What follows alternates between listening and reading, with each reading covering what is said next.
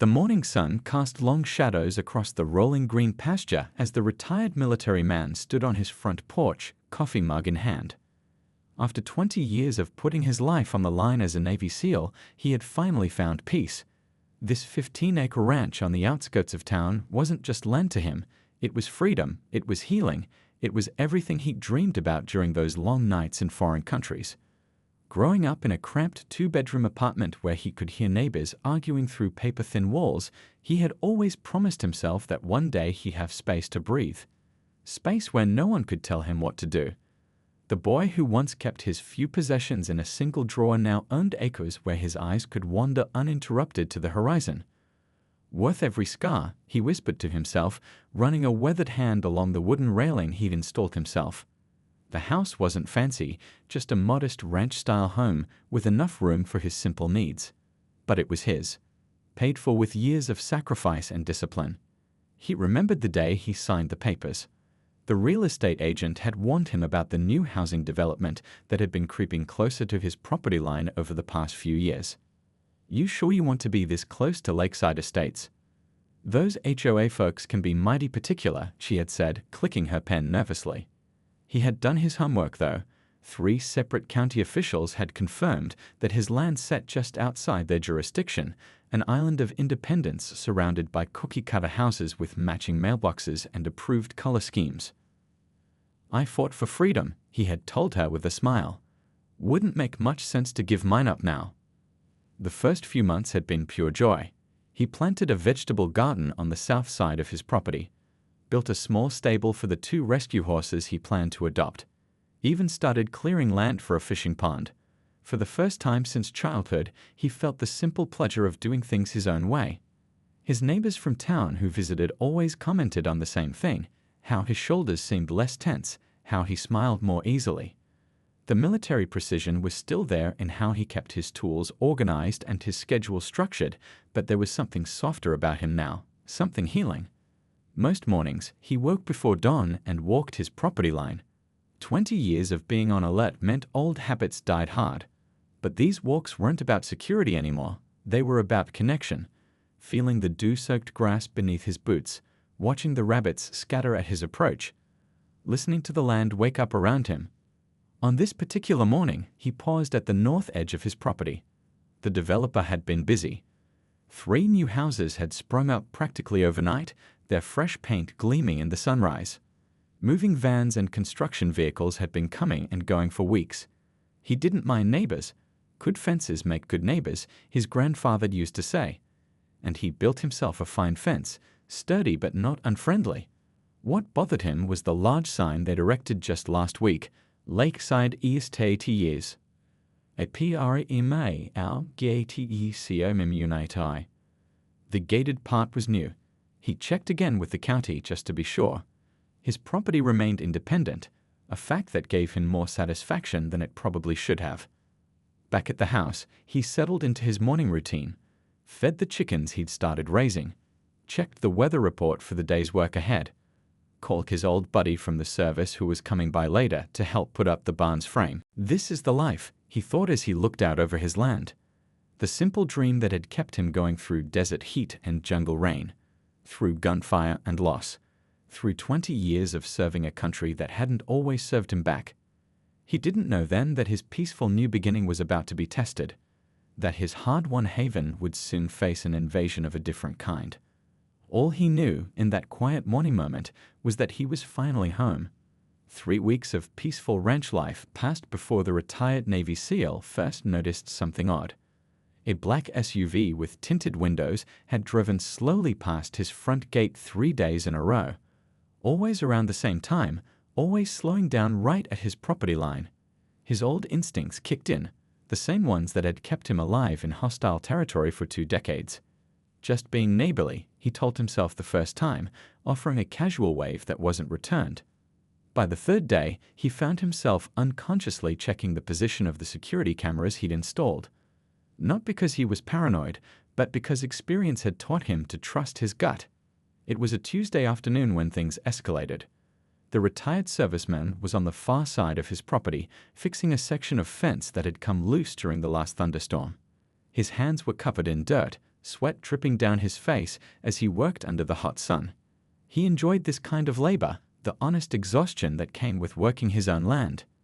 He might not have even noticed the visitors if his dog hadn't started barking. The old German Shepherd, a retired military working dog like himself, had a different bark for strangers, and those deep, warning sounds carried across the property. Straightening up, he squinted toward the house. Even from this distance, he could make out two figures approaching his front door. Their stiff posture and matching outfits set off immediate alarm bells in his mind. He watched as they knocked on his door, waited briefly, then began to move around his house with a confidence that made his jaw clench. Dropping his tools, he began walking toward the house, keeping his pace measured and calm. 20 years in special operations had taught him that rushing into unknown situations rarely ended well. Instead, he observed, the two men were dressed in what looked like security uniforms, not police, but something trying to look official. Dark pants, light shirts, and what appeared to be badges catching the afternoon sunlight. One man was taking pictures of his workshop. The other was writing something in a small notebook, occasionally pointing at different areas of the property. Their vehicle, the same black SUV he'd seen cruising past, was now parked in his driveway, sporting a magnetic sign on the door that read Lakeside Community HOA Enforcement. "Can I help you, fellas?" He called out when he was about 20 yards away, his voice friendly but firm. Both men startled slightly, not having noticed his approach. The taller one recovered quickly, straightening his posture and adopting what the veteran recognized as a rehearsed authoritative stance. Chest out, hands on belt, chin up. It was the kind of pose someone used when they were playing a role, rather than naturally commanding respect. "Are you the owner of this property?" the taller man asked, not bothering to introduce himself. "I am." "And you're on private property." The veteran kept his tone, even as he closed the distance between them, noticing how the shorter man's hand kept drifting towards something on his belt. "We're from Lakeside Estates HOA Enforcement," the tall one announced, patting the badge pinned to his chest. "We've received multiple complaints about code violations on this property." The veteran noticed several things in that moment. First, the badges looked nothing like official county identification. Second, neither man had offered a name or presented any formal paperwork. And third, they had been carefully looking through his windows before they knew he was watching. "I wasn't aware the Homeowners Association had jurisdiction here," he said simply, moving to stand between the men and his front door. "Mind showing me some identification?" The men exchanged a quick glance. "We don't need to show ID," the shorter one said, his voice carrying a slight edge. "We represent the HOA board, and this property is clearly visible from Lakeside Estates, which means it falls under our visual compliance regulations." The veteran had never heard of visual compliance regulations in all his research about this property. Something wasn't adding up. These men weren't just overzealous HOA representatives, there was something else entirely. And they were standing on his land, looking at his house, making demands that had no legal basis. The retired Navy SEAL felt a familiar tension creep up his spine. The same feeling he'd experienced countless times before dangerous situations unfolded. But this was his home, not a battlefield. He took a deep breath and decided to handle this with words before anything else. "Look, fellas," he said, keeping his voice level, "I've got the property deed and county zoning maps inside. They clearly show this land isn't part of your HOA. I made sure of that before buying." The taller man took a step forward, standing uncomfortably close. "The boundaries were recently reinterpreted. We have authority over properties that impact the visual harmony of our community." Visual harmony? The veteran couldn't help but let out a small chuckle, though there was nothing funny about the situation. That's not how property law works. The second man pulled out a tablet and began scrolling through what looked like a list. "You've got at least 7 violations here. Unapproved fence height, unauthorized garden structure, improper livestock management." "I don't have any livestock yet," the veteran interrupted, his eyes narrowing. "And even if I did, this is agricultural zoned land." "Your chickens," the man snapped back, pointing toward the small coop he built last month. "Poultry isn't permitted within view of the estate homes." Something about these men felt increasingly wrong. Their knowledge of his property was too specific, like they'd been watching him. And that comment about livestock he didn't yet have, how would they know what he was planning? Those are pet chickens, he replied, his mind racing ahead like it did in combat situations, evaluating threats and planning responses. And again, this isn't HOA property. The taller man took another step forward, now standing close enough that the veteran could smell his aftershave. It was an intimidation tactic, one he'd seen used many times before. "Listen," the man said, his voice dropping lower, "we can do this the easy way or the hard way. The easy way is you pay the violation fees and submit to property inspection today. The hard way involves our full enforcement team, continuous violations, and financial penalties that will make you wish you'd never bought this place." The veteran didn't budge. He'd faced down much scarier threats than an over-aggressive man in a fake uniform. And who exactly authorizes these teams and penalties? The Lakeside Board of Directors, the shorter man chimed in quickly, seeming eager to establish their authority. "We have enforcement rights." "Do you have a warrant?" the veteran asked, already knowing the answer. The men looked at each other briefly. "We don't need one. HOA enforcement isn't subject to the same rules as law enforcement." That was technically true for legitimate HOAs operating within their boundaries, but completely false for his property, and especially false for people who weren't actual authorities. The shorter man's hand drifted again to his belt, where the veteran now noticed what appeared to be a taser. The motion wasn't casual. It was meant to be seen. Another intimidation tactic. "We're going to need to conduct a full property inspection now," the taller man stated. "We'll need access to the house and all outbuildings." The veteran crossed his arms. "No, you're not coming into my home without proper identification, paperwork, and legal authority, none of which you've shown me." "We have all the authority we need," the shorter man snapped, his hand now resting on the taser. "Don't make this difficult." The veteran had seen enough power plays in his life to recognize desperation disguised as strength.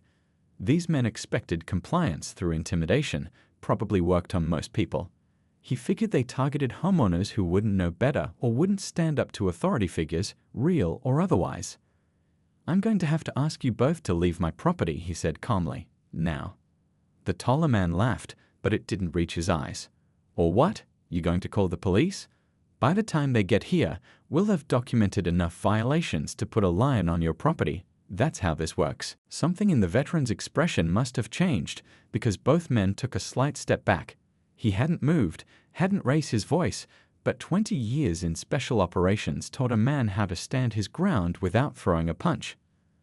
The standoff continued for what felt like minutes but was probably only seconds. The veteran could see the wheels turning in the taller man's head, recalculating his approach. Something in the air had shifted. These men were used to people backing down, not standing firm. "Look," the veteran said, breaking the tense silence. "I think we all know what's happening here. This isn't about visual harmony or community standards. So why don't we cut to the chase?" The shorter man's hand tightened on his taser. "Are you threatening us?" "Not at all," the veteran replied, his voice still calm. "I'm just wondering why two men who won't show ID are on my property, trying to enter my home without permission and making demands without legal authority. Because where I come from, that's called trespassing." The taller man plastered on a smile that didn't reach his eyes. "We're just doing our job.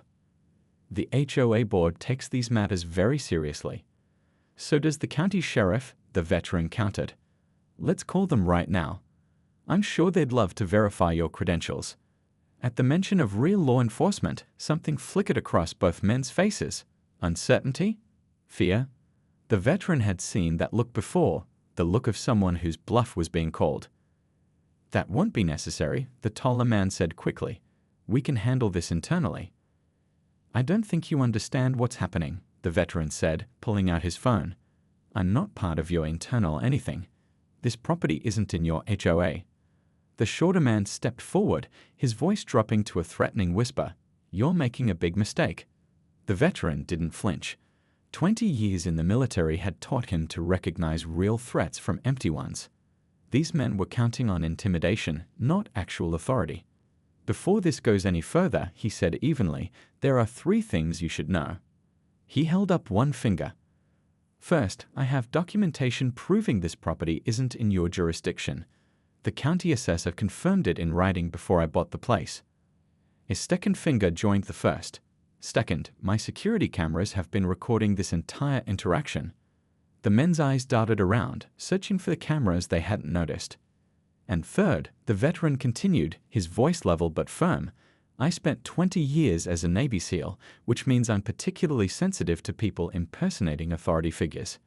At the mention of his military background, both men's postures changed subtly. The veteran could almost see them reassessing the situation, weighing whether this particular homeowner was worth the trouble. You were military? The taller man asked, his tone suddenly less aggressive. Special operations, the veteran confirmed, not breaking eye contact. And in my experience, real authority doesn't need to use intimidation tactics. The shorter man took a step back, his hand finally moving away from the taser. We're just following orders from the board. I'd like to see written documentation of those orders, the veteran said, knowing they had none to show, and the legal opinion stating that an HOA can enforce rules on property outside its boundaries. The two men exchanged glances. The game was changing. We'll need to consult with the board, the taller one finally said, his voice losing its edge. We'll come back with the proper paperwork. You do that, the veteran nodded. In the meantime, I'll be speaking with the sheriff about people impersonating officials and attempting to enter homes without permission. As if on cue, his phone buzzed in his hand. The men couldn't see that it was just a text from an old military buddy, but the timing couldn't have been better. The veteran looked at the screen and smiled slightly. That's interesting, he said, glancing up at them. Seems the sheriff already has some questions about unauthorized enforcement activity in this area. It was a bluff, but a calculated one. The two men backed up a few more steps. We'll be in touch, the taller one said, turning to walk quickly toward their SUV. As they drove away, the veteran took a slow, deep breath. He wasn't naive enough to think this was over. Men like that didn't give up so easily.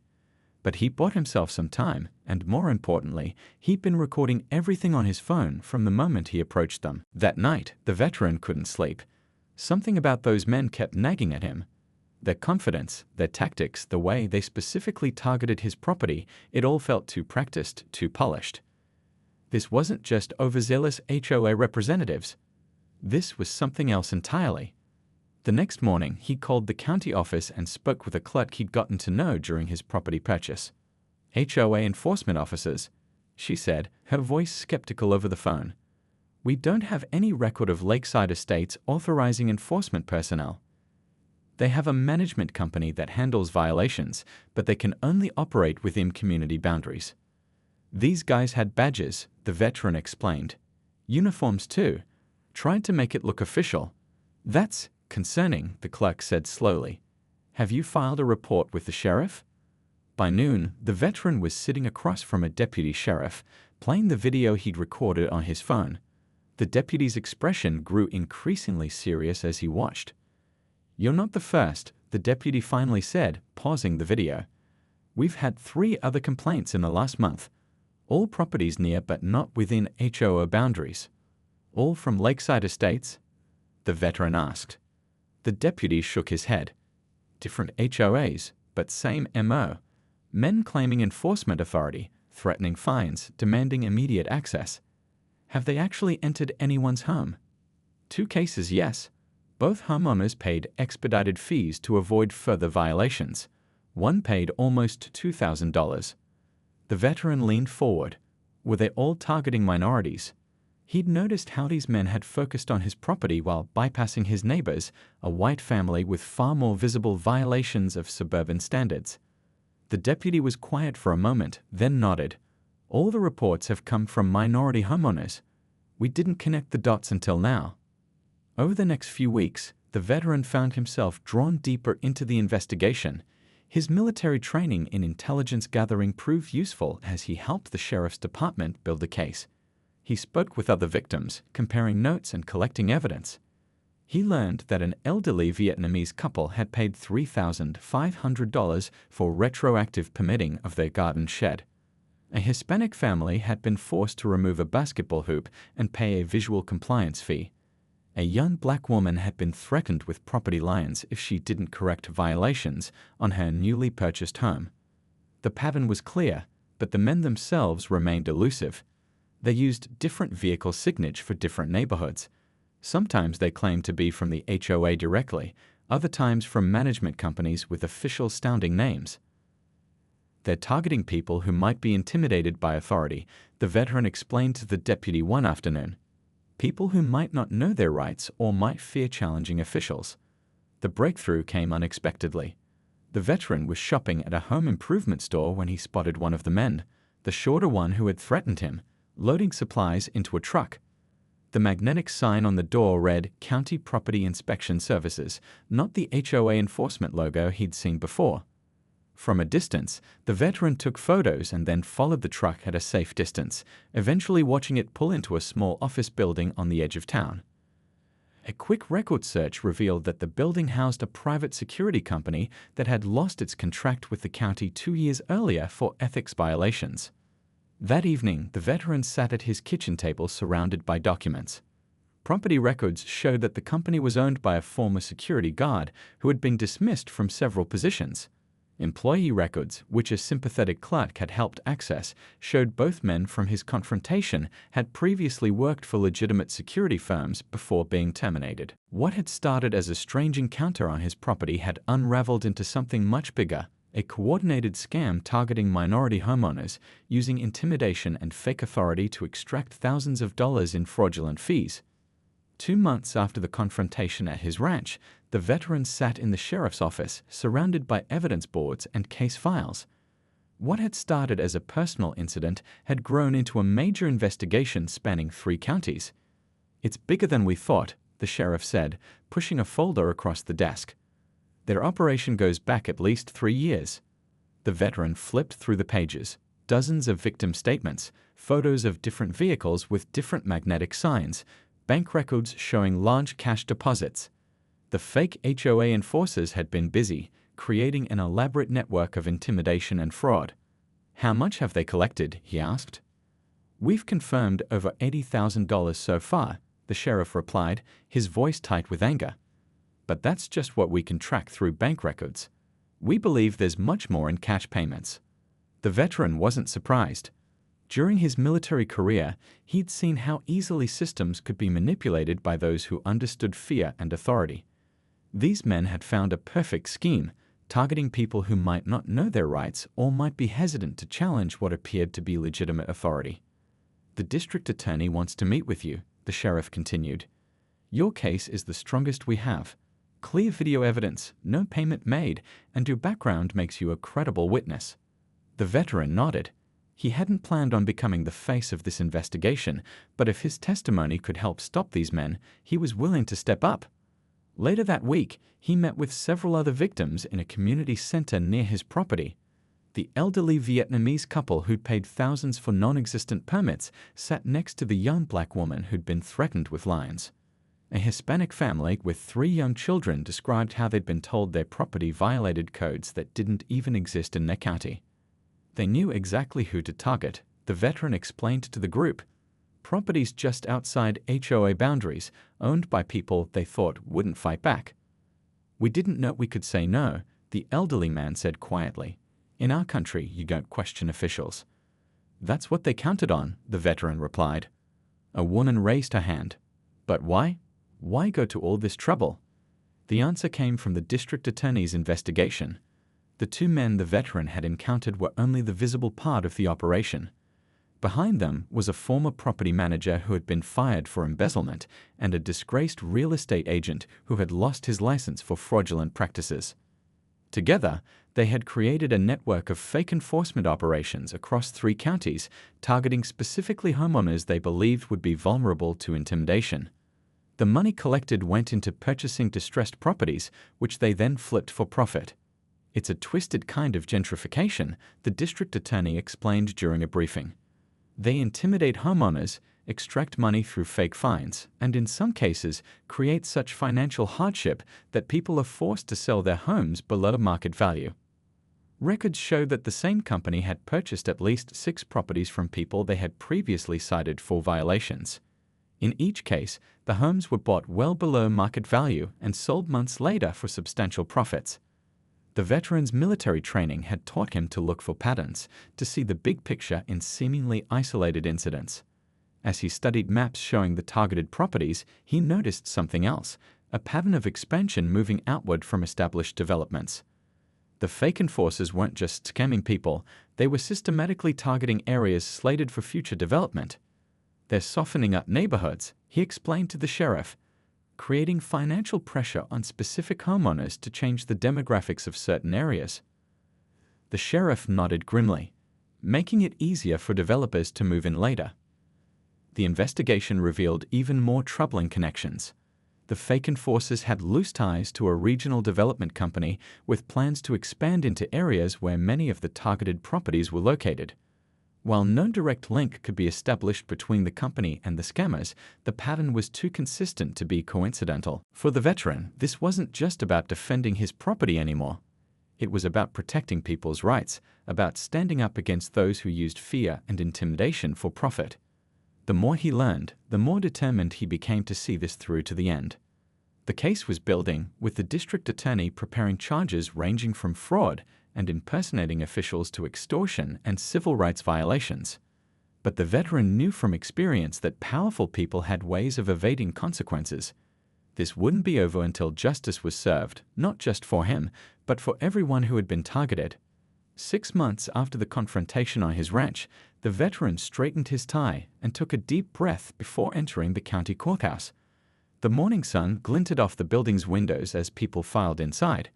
Today was the day he'd been waiting for, the day the fake HOA enforcers would face justice. The courtroom was packed. Victims and their families filled the benches, many of whom the veteran had come to know over the past months. There were reporters too, drawn by the story of widespread fraud targeting minority homeowners. When the two men were led in by court officers, they looked smaller somehow, without their fake uniforms and badges, without the power of their intimidation tactics. They were just ordinary men who had chosen to prey on others. Behind them came their two bosses, the former property manager and the disgraced real estate agent who had masterminded the operation. The judge, a no-nonsense woman with silver hair and sharp eyes, called the court to order. As the veteran listened to the district attorney lay out the case, he couldn't help but feel a certain satisfaction. Months of gathering evidence, of late nights poring over documents and meeting with victims, had led to this moment. The charges were extensive: fraud, extortion, impersonating officials, civil rights violations, and conspiracy. The evidence was overwhelming. Bank records showed deposits matching reported fine payments. The veteran's video recording clearly showed the men claiming authority they didn't have. And most damning of all, emails between the 4 defendants detailed their targeting strategy, specifically mentioning vulnerable demographics who would be less likely to challenge authority. When it was the veteran's turn to testify, he spoke clearly and confidently, describing the confrontation at his property and his subsequent investigation. His military experience had taught him to be precise and thorough, qualities that made him an excellent witness. "And what made you suspicious enough to start recording?" the district attorney asked. "Training and experience," the veteran replied. "In the military, we learn to recognize people who are playing a role versus those who actually have authority. These men were performing authority, not exercising it." Throughout his testimony, he avoided looking at the defendants, instead focusing on the jury, regular people from the community who seemed disturbed by what they were hearing. After 3 weeks of testimony from multiple victims, financial experts, and property specialists, the jury took just 6 hours to reach a verdict: guilty on all counts. The judge's sentence came the following week: prison time for all 4 men, plus full restitution to the victims. The court recognizes the particular cruelty of targeting people based on assumptions about their vulnerability, the judge stated during sentencing. This was not just fraud, it was a calculated effort to exploit and intimidate specific communities. But for the veteran, the criminal case was only the beginning. The real work came afterward. 1 month after the verdict, he stood before a different kind of gathering. Dozens of homeowners packed into a community center meeting room. Using a simple projector, he displayed a slide that read, "Know your rights, property ownership, and HOA boundaries." What happened to us wasn't just about money, he explained to the attentive audience. It was about using fear and authority to control people. The best defense against that is knowledge. The homeowner education program he created, with help from a local legal aid office, was designed specifically to help people understand their property rights, verify the credentials of anyone claiming authority, and recognize common intimidation tactics. If someone shows up claiming authority over your property, you have the right to ask for identification, he explained. You have the right to verify that identification with the county or city, and you always have the right to say, "I need to confirm this before proceeding." The program quickly expanded beyond his local area. Other counties requested workshops. A local college asked him to develop a community education course. Even legitimate HOAs invited him to speak, recognizing that distinguishing real authority from fake helped everyone. What had begun as a confrontation on his ranch had transformed into something much more significant, a movement to educate and empower homeowners across the region. The veteran found himself becoming a reluctant community leader, using the skills he'd developed in the military in ways he never expected. One evening, a year after the initial confrontation, the veteran stood on his front porch, looking out over his land as the sun set. The property remained exactly as he wanted it, his small piece of freedom. But now it represented something more, a stand against intimidation, a defense of rights that extended far beyond his fence line. His phone buzzed with a message from the district attorney. "Thought you'd want to know. 3 more counties have adopted your education program. You've started something important here." The veteran smiled. In the military, he had learned that sometimes the most important battles weren't fought with weapons, but with courage and conviction. This battle had been won not just in court, but in community centers and meeting rooms, arming people with knowledge instead of fear. As darkness fell, he felt a sense of peace that had been missing since his military days. He had found a new mission, a new way to serve, not by fighting enemies, but by strengthening his community against those who would exploit it.